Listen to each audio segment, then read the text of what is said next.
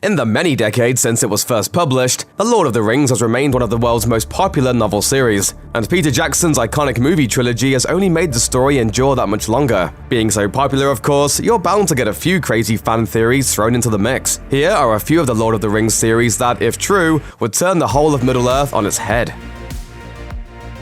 Even casual Tolkien fans will have heard of one of the story's most notorious criticisms. To keep it short, why didn't the Fellowship just use the eagles to fly to Mount Doom and destroy the ring? On the surface, it seems like a fair question to ask, and there are plenty of perfectly reasonable answers to it too. But one fan theory in particular goes beyond just explaining why the eagles weren't up for the task. It actually suggests that using them as transport was the plan all along. This theory suggests that after being saved by the eagles from his imprisonment on top of Orthanc, Gandalf decides that this wing transportation is surely the best way to catch Sauron by surprise and destroy the ring. The crux of this theory rests on the suggestion that when Gandalf the Grey engages in combat with the Balrog, his now iconic final line should be taken literally.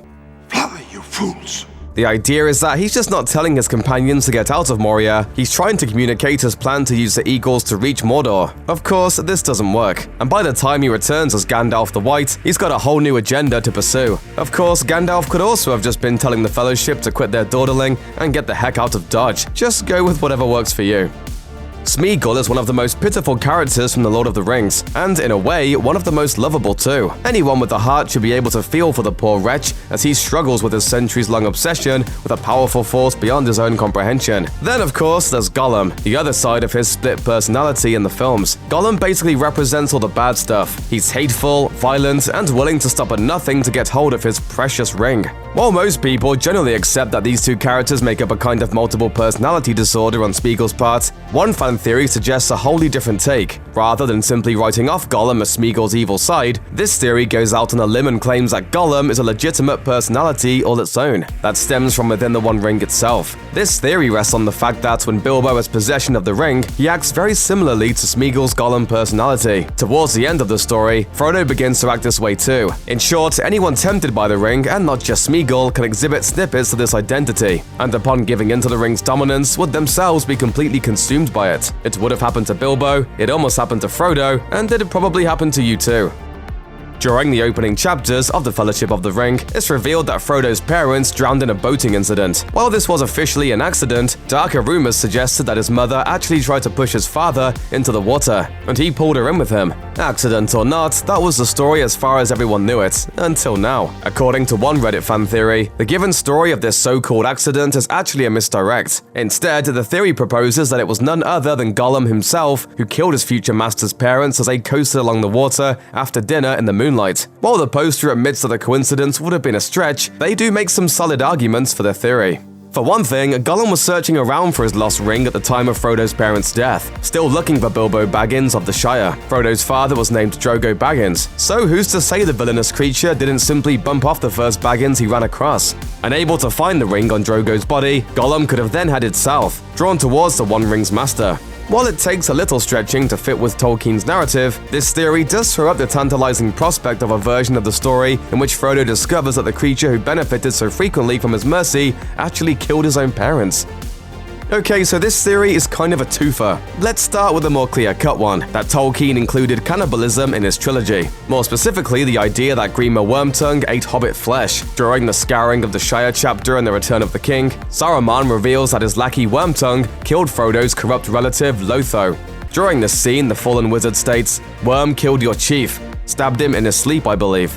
Buried him, I hope. Though Worm has been very hungry lately." And it's that last little zinger that has led many to question if Wormtongue actually straight up ate Lotho's body in an attempt to stave off his extreme hunger. If he did, this kind of mistreatment on Saruman's part would go a long way in explaining what pushed Wormtongue into finally snapping and killing his master. Cannibalism aside, however, another theory suggests that the idea that Saruman's mistreatment of Wormtongue wasn't just turning him into the pale, decrepit wretch that he became. It was actually transforming him into an orc. In other words, after creating his hybrid or Akai earlier in the story, it's possible that Saruman was experimenting once more, this time with warping a man into an entirely new breed of orc. It's a chilling thought that could have had drastic repercussions for Middle-earth, if Wormtongue hadn't been killed before the transition could fully take place. Here's another worm-tongue theory, though this one is at least a little less grotesque. This theory has to do with the Rings of Power, but not the ones you'll have encountered before. Instead, it tackles the idea that Saruman might have attempted to craft rings of his own. After all, Saruman emulated the Dark Lord in most of the things that he did, so why not make rings of his own too? There are multiple instances in the trilogy where it's suggested that Saruman has an interest in the other Rings of Power. When Gandalf tells the story of his captivity at the Council of Elrond, for instance, he specifically points out that he'd noticed that Saruman was wearing a ring. On top of that, when Saruman announces his treachery to Gandalf, he refers to himself as Saruman Ringmaker. If you can assume from these hints that Saruman was busy making his own ring, then why would he stop at making one for himself? Wouldn't he want to take after Sauron and create other rings to use as a tool for the domination of others, the same way Sauron took control of the Nazgul? What's more, this theory suggests that none other than Grima Wormtongue is in possession of one of Saruman's rings, forcing him to serve his wizardly master without question until the very end. Fans of the Lord of the Rings books will be very familiar with Tom Bombadil. This enigma of a character is a mysterious and unspeakably powerful being that lives out in the Old Forest, just beyond the edge of the Shire. Now, Tom has no interest in the affairs of outsiders, or the war going on in Middle-earth. Well, that's what he says at least. One theory, however, suggests that Tom Bombadil is none other than the Witch King himself. Okay, don't laugh too hard before you hear at least a few of the arguments in favor of this theory. For instance, when the hobbits run into the merry old fellow in the Fellowship of the Ring, Tom has a noticeable glint in his eye when the Black Riders are mentioned. And then there's the fact that he can see Frodo clearly when the hobbit is wearing the One Ring, just like the Witch King at Weathertop. And when Tom puts a magical piece of jewelry on his own finger, it has no effect on him. Much in the same way that it wouldn't have any effect on a true servant of Sauron either. Of course, if by some crazy happenstance this theory were to be true, it would mean Frodo was saved and looked after by the Witch King for a considerable chunk of time, which, all things considered, seems unlikely. Early on in the Two Towers, Aragorn, Legolas, and Gimli chase a troop of orcs and Uruk-hai that have captured their hobbit friends, Merry and Pippin. Eventually, they discover their enemies have been destroyed and the hobbits are missing. As they prepare to head into the forest of Fangorn to search for them, they run into an interesting character, in the book at least. As they sit resting by a fire in the dark, they suddenly spot an old bent man leaning on a staff and wrapped in a great cloak, with his wide-brimmed hat pulled down over his eyes. Before the trio can react, the man disappears without a trace. When they meet Gandalf shortly afterward, he clarifies that it wasn't him, and so it must have been Saruman. However, one theory suggests that it was none other than Radagast the Brown. The giveaway? There's little to no proof anywhere that Saruman ever wears a hat. The Brown Wizard, on the other hand, frequently does. Radagast plays a significant part in the Hobbit trilogy and makes a brief appearance in the book version of Fellowship of the Ring. But if this theory is true, it would indicate that Radagast was more active during the War of the Ring than anyone could have guessed.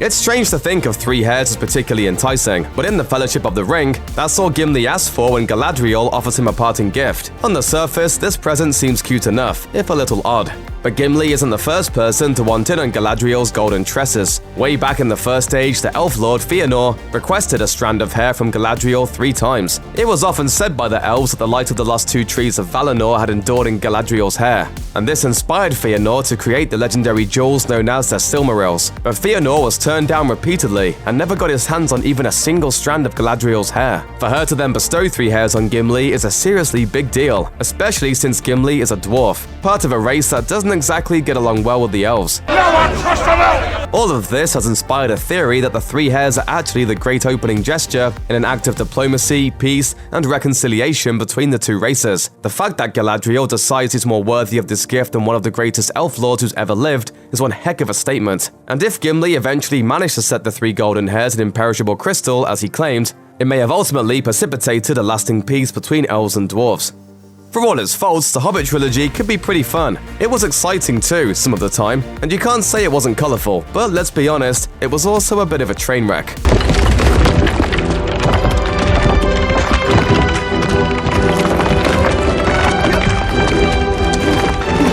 For all of its overstuffed storylines, lengthy battle scenes, and ridiculous CGI, one brilliant theorist has suggested an explanation that fixes the entire fiasco with a clever twist. It's all a tall tale from Bilbo's perspective. See, over the course of his life, Bilbo developed something of a love for storytelling. And turn them all to stone. And he's not afraid of embellishing these stories from time to time either. At the Council of Elrond, when asked to tell his story, he has to start with the caveat that it's actually the true story, saying, "If some have heard me tell it otherwise, I ask them to forget it and forgive me." In short, Bilbo loves to exaggerate his stories, and the Hobbit films are actually a depiction of Tolkien's classic novel from Mr. Baggins' own perspective. Talk about a useful cop-out. Check out one of our newest videos right here. Plus, even more Looper videos about your favorite movies are coming soon. Subscribe to our YouTube channel and hit the bell so you don't miss a single one.